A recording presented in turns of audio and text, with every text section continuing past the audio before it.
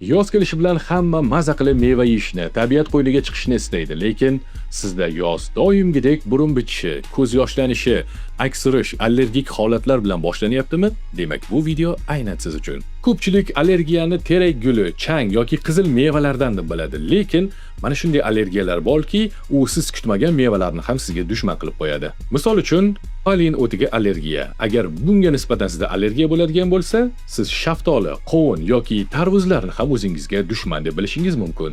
Xo'sh, endi yoz bo'yi mevalardan maza qilib tabiat qo'yinida dam olishdan voz kechish kerakmi? Unday emas. Bunga yechim bor.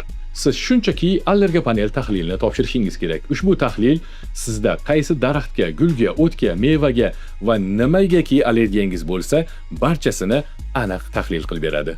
Allergiyani taxminlar asosida davolab bo'lmaydi. U aniq faktlar va aniq tashxislarni talab qiladi va bu aniqlikni sizga DS-lab taqdim etadi. Agar laboratoriyaga tashrif buyurishga vaqtingiz bo'lmasa, xodimlarimiz sizni xonadoningizga tashrif buyurishadi va allergiya paneli uchun qon tahlilini olishadi va javobini bir kun ichida aniq va tezkorlik bilan chiqarib berishini kafolatlaydi.